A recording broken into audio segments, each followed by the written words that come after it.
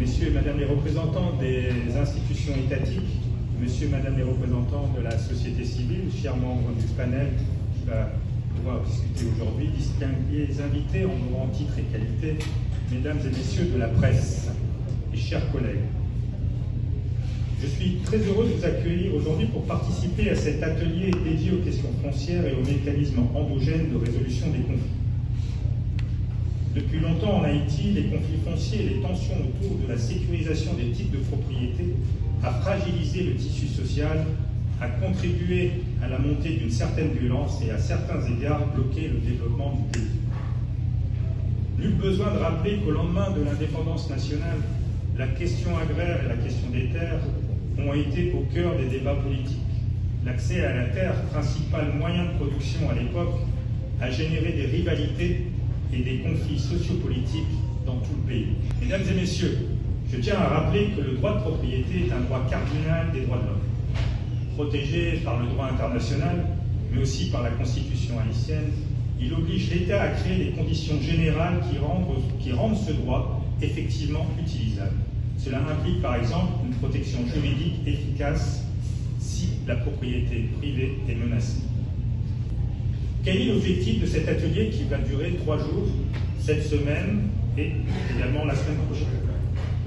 Dans un premier temps, réunir des experts sur la question des enjeux et conflits fonciers en fonction de leur spécialité.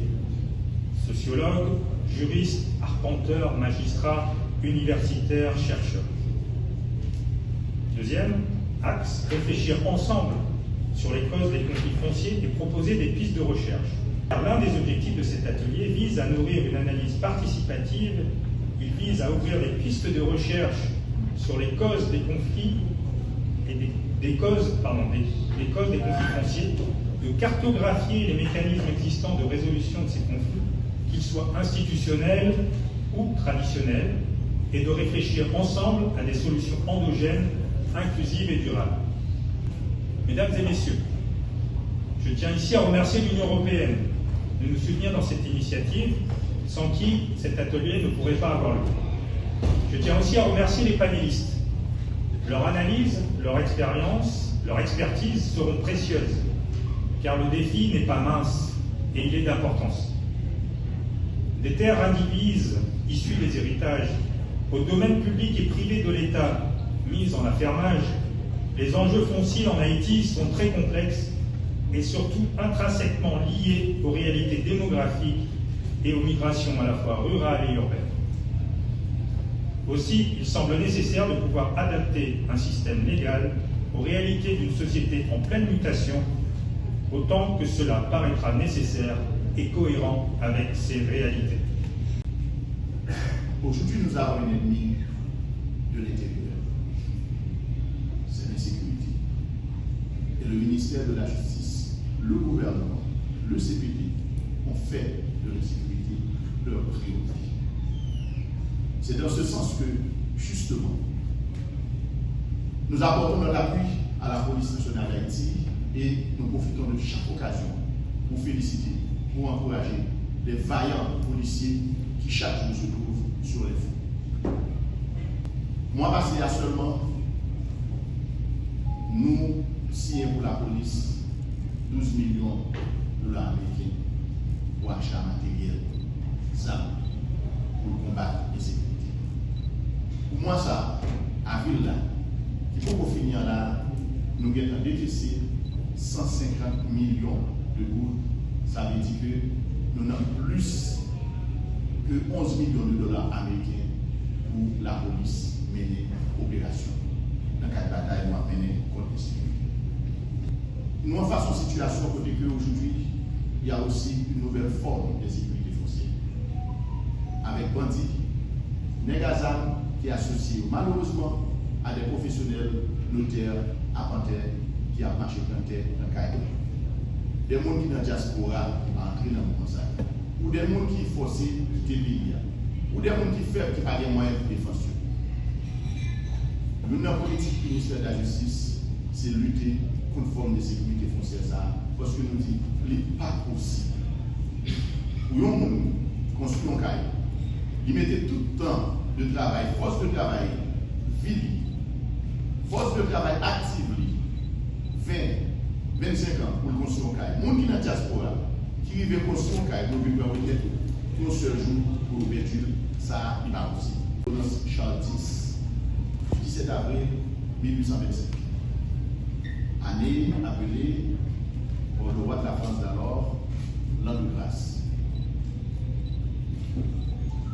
Cette ordonnance imposait à Haïti le versement de lourdes indemnités à la France pour la reconnaissance de l'indépendance, pour gagner au prix de nombreuses années,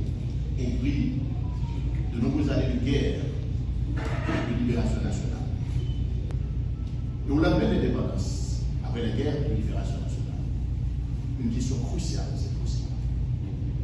À qui devaient revenir les terres qui avaient appartenu aux anciens? Il y avait deux tendances à l'époque.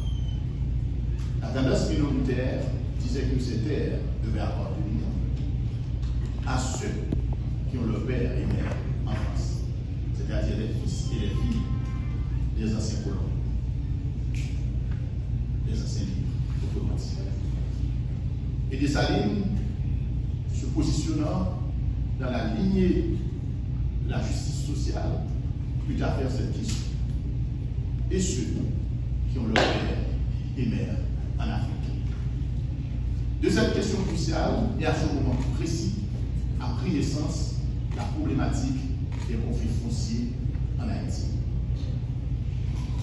Plus tard, à cause de sa politique agraire et à cause de sa mesure de vérification générale des titres de propriété contre les faussaires de l'époque qui voulaient s'emparer de toutes les terres, Dessalines a été assassiné.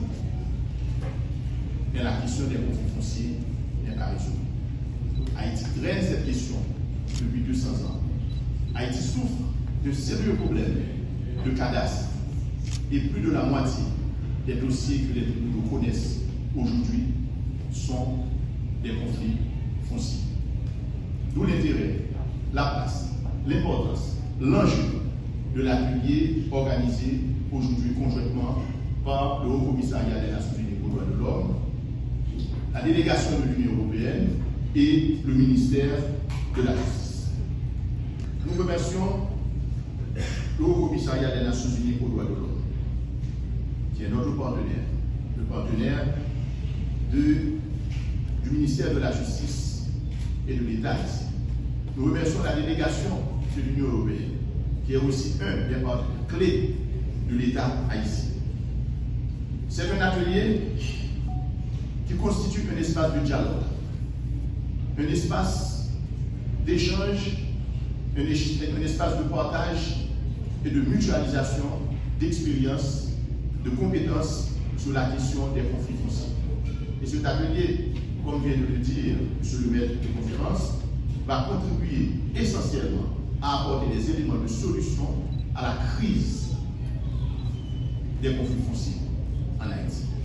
Je remercie l'Union européenne, je remercie le Haut Commissariat des Nations Unies aux droits de l'homme, je remercie les panélistes pour leur déplacement et les participants. Il ne me reste qu'à vous souhaiter bon travail.